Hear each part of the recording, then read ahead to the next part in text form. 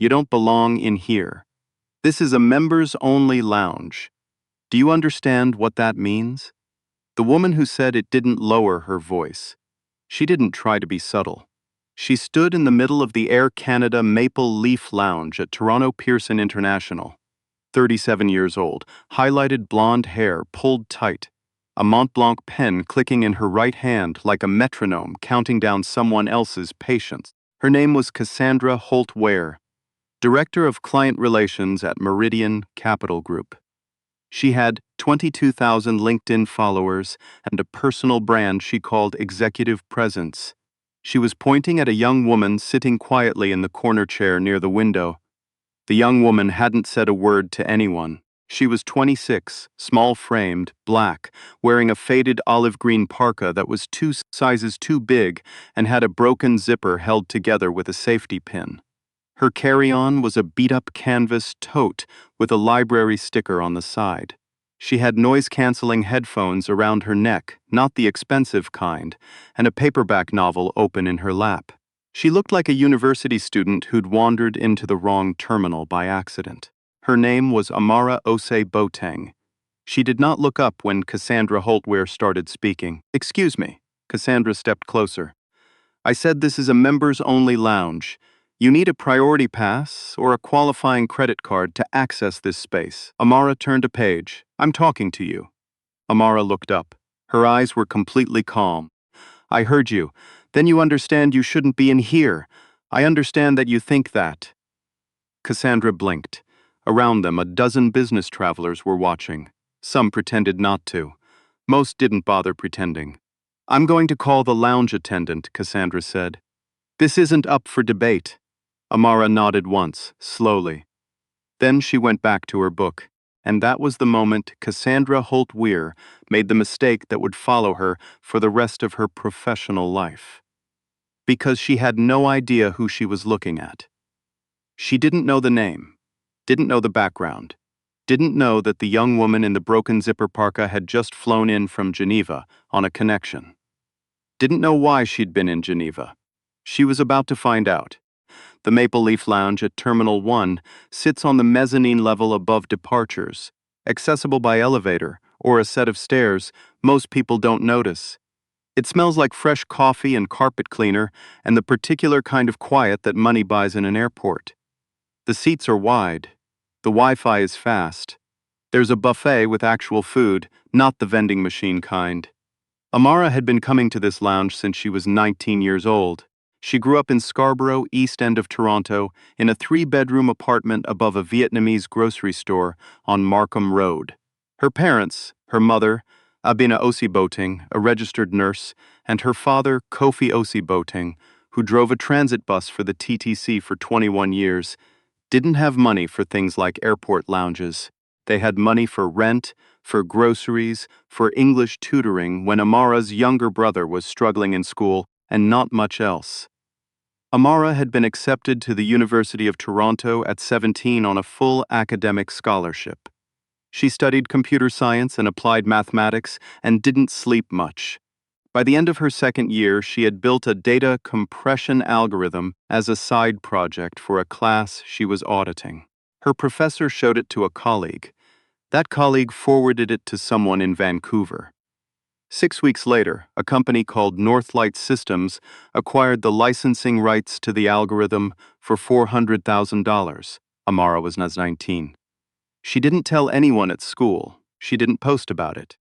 She paid off her parents' lease, opened an investment account, and went back to class on Monday morning with the same backpack she'd had since high school. She graduated at 21. She went to work at a cybersecurity firm in Waterloo, not because she needed the salary, but because she wanted to learn how enterprise systems failed. She spent 3 years breaking things no one else could figure out how to break, then fixing them. At 24, she co-founded a company with 2 colleagues, a data privacy firm called Clearline Security. They built tools for healthcare networks to detect and close breaches in real time.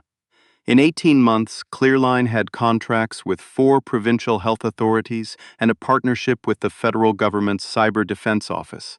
The Geneva trip was for a closed-door conference hosted by the International Committee of the Red Cross. Amara had been invited to present on protecting humanitarian data networks in conflict zones. There were 22 people in the room. 17 of them had titles that included the word chief. Amara had presented in a blazer and jeans. Then she got on a plane back to Toronto. The parka was her mother's. She'd grabbed it by mistake at the airport in Geneva because she'd been up for 31 hours and wasn't thinking clearly. The safety pin was her mother's touch, too. Abina Osi Boteng didn't throw things away when they could still be fixed. Amara thought about her mother when she heard Cassandra Holtweir snap her fingers at the lounge attendant. "Excuse me. Her." Cassandra pointed. "Can you please confirm that this person has access to this lounge? I don't think she's supposed to be here." The lounge attendant, a young man named Patrick, mid-20s, name tag slightly crooked, walked over with the careful expression of someone who had been trained to manage situations like this without creating a scene. He turned to Amara. "I'm so sorry to bother you, ma'am. Could I just confirm your membership status?" Amara didn't look annoyed. She set down her book. She opened her phone, pulled up her account, and handed it to Patrick without a word. He looked at the screen. His expression shifted slightly. "Of course. Thank you, Ms. Osi Boteng. Is there anything I can get you?" "I'm fine, thank you." Patrick handed the phone back. He turned to Cassandra. His voice stayed even, professional. "Ma'am, the guest has full lounge access. Is there anything I can help you with?" Cassandra stared at the phone screen she hadn't been shown. "What membership does she have?" "I'm not able to share that information. I'd like to know what level." "I'm not able to share another guest's account information." Patrick's voice didn't change pitch. "Is there anything else I can help you with?" Cassandra's jaw tightened. She looked at Amara one more time, like she was searching for something she'd missed. Then she walked back to her seat near the charging stations and opened her laptop and said nothing. Amara went back to her book. She was on the last 40 pages. She wanted to finish it before boarding. The flight was called 90 minutes later. Amara was in line at the gate. Economy Plus, window seat. She always took the window when she heard the voice again. "You know, you could have just said you had access." She turned. Cassandra was 3 spots behind her in the same boarding queue. She had the expression of someone who had decided the best response to embarrassment was aggression. "I did say I had access," Amara said. "You chose not to believe me. You let it become a whole thing. You made it a whole thing." Cassandra's mouth pressed into a thin line.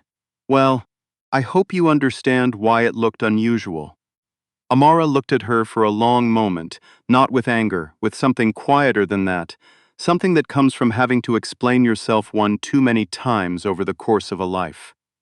"I do understand why it looked unusual to you," Amara said. "That's the problem." She turned back to face the gate. She didn't say anything else. Cassandra Holtweir did not forget the interaction. But she also didn't think it was over. She was the kind of person who filed things away and came back to them when the angle was better. What she didn't know was that Amara had forgotten about it completely by the time the plane reached cruising altitude. She finished her book over Nova Scotia and fell asleep somewhere over New Brunswick. She slept the whole way to Halifax, which was her stop. She was there to give a keynote at a cybersecurity conference. She'd been invited 8 months ago. She almost hadn't agreed because she didn't love speaking, didn't love being looked at, preferred the work to the attention the work generated. But her business partner, a man named Devin Cruzeiro, told her the conference had 400 registrants and a waiting list, and that Clearline's visibility mattered now that they were scaling into 3 new provinces. Devin was right. Devin was usually right about things like that. Amara was usually right about the other things. She checked into a hotel that was not expensive, because she didn't see the point of expensive hotels when she was only sleeping, and she ordered soup from a place around the corner and went to bed at 9:30. She gave the keynote the next morning. 45 minutes, no slides, just a whiteboard and a marker and her voice. She talked about the difference between security theater and actual protection. She talked about the assumption that complexity equals safety. She talked about a breach she had personally caught at 2 a.m. in a hospital network in Manitoba that would have exposed 80,000 patient records if it had gone undetected for 6 more hours. The room was very quiet. After, a man from the federal government pulled her aside and asked if Clearline was still open to expanding its federal contract. She said yes. They set a meeting for the following Thursday. She took the afternoon flight back to Toronto. It was a Tuesday. On Wednesday morning, Cassandra Holt-Ware posted on LinkedIn. The post was 4 paragraphs long. It did not name Amara directly, but it was specific enough. It described an incident at a major Canadian airport lounge involving a young woman who had created a scene and made another passenger feel unsafe over a membership dispute. It used phrases like entitlement culture and weaponizing victimhood. It ended with a line about how real professionals know how to conduct themselves in shared spaces. It got 47 comments in the first 2 hours. Most of them agreed with her. Some of them were from colleagues at Meridian Capital. One was from her own manager, a man named Garrett Finley Oakes, who wrote, "Well said, Cassandra. Standards matter." The post reached 2,000 impressions by noon. At 2:17 p.m., a woman named Britta Sorensen, who ran a tech newsletter called The Current out of Vancouver, saw the post shared in a Slack group she was part of. Britta had been covering the cybersecurity sector for 9 years. She had attended the Halifax conference remotely and had watched Amara's keynote on the live stream. She had been trying to arrange an interview with Amara for 6 weeks. She read Cassandra's post twice. She read the comments. She looked at the details, the airport, the timing, the physical description that Cassandra had included, without apparently realizing she'd included it. Britta had covered enough stories to know when a sequence of events was about to become one. She sent Amara a message through the Clearline contact page. Not about the keynote, just a single question. She asked if Amara had been at Pearson on Monday. Amara replied in 11 minutes. Yes. Britta wrote back, "I think someone wrote a LinkedIn post about you. I can send you the link, or I can leave it alone. Your call." Amara replied, "Send it." She read the post sitting at her desk in Clearline's Kitchener office, a converted warehouse space with exposed brick and whiteboards on every wall. Devon was across the room. She didn't say anything for a few minutes. Then she pulled up Cassandra Holt-Wear's public LinkedIn profile. Director of Client Relations, Meridian Capital Group. 12 years in financial services. The profile had a photo, polished, professional, blazer, the same blonde hair. Amara recognized her immediately.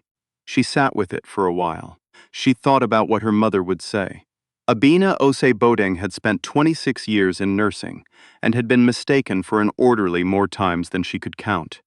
She had a line she used when Amara complained about things like this on her behalf. "You don't burn your house down to prove you own it," her mother said. "You just keep living in it." Amara thought about that. Then she called Britta Sorensen. "What do you want to write?" she asked. "Whatever you want to tell me." "Okay," Amara said. "Let's talk."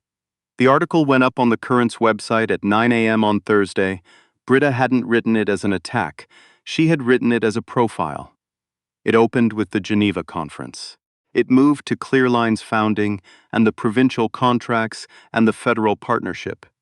Buried in the 7th paragraph, not the lead, not the headline, just part of the story, was a single sentence about a lounge encounter at Pearson Airport that a certain LinkedIn post had accidentally made public. The headline was simple: "The woman quietly securing Canada's healthcare data doesn't look like what you'd expect." By 11 a.m., the article had been shared 400 times. By 2 p.m., it had been picked up by 2 national outlets. By Thursday evening, a technology journalist at the Globe and Mail had reached out to Britta for the original source. Cassandra Holt-Wear's LinkedIn post was still up.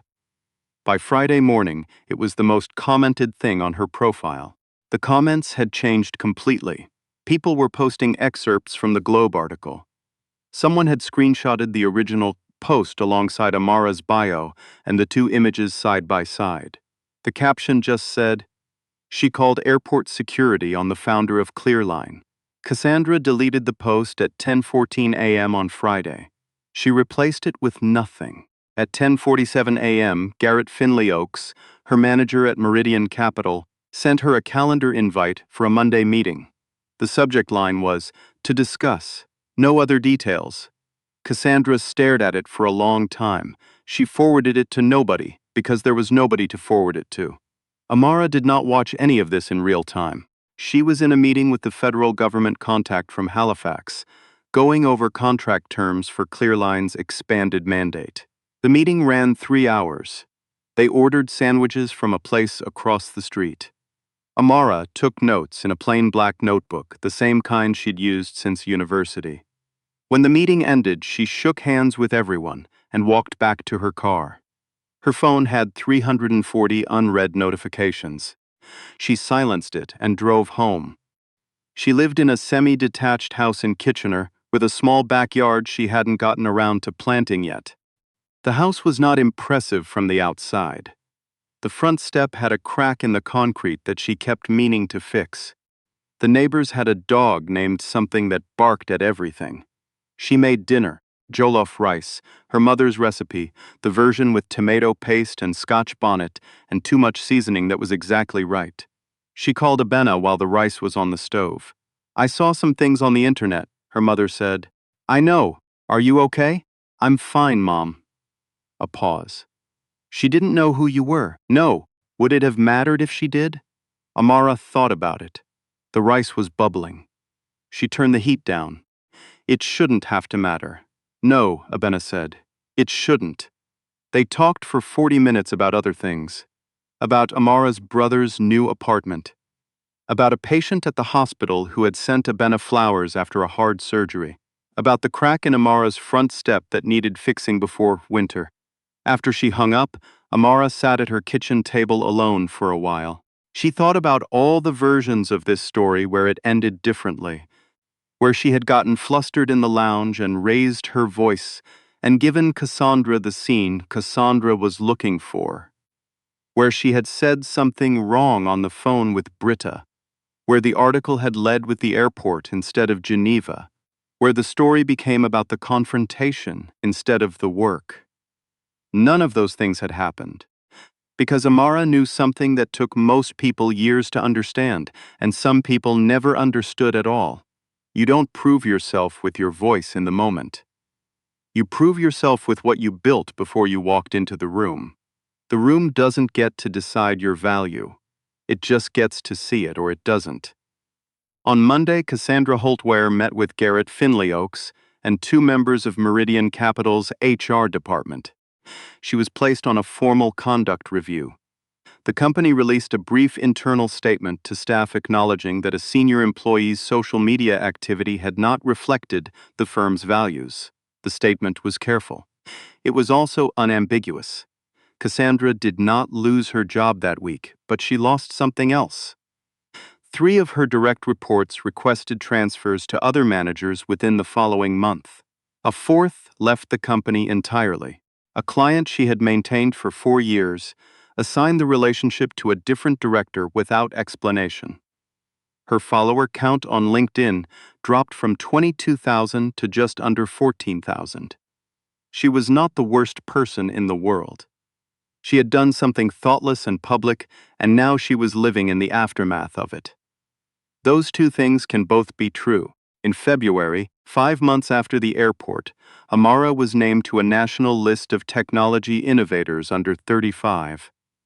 The profile photo they used for the announcement was taken at Clearline's office.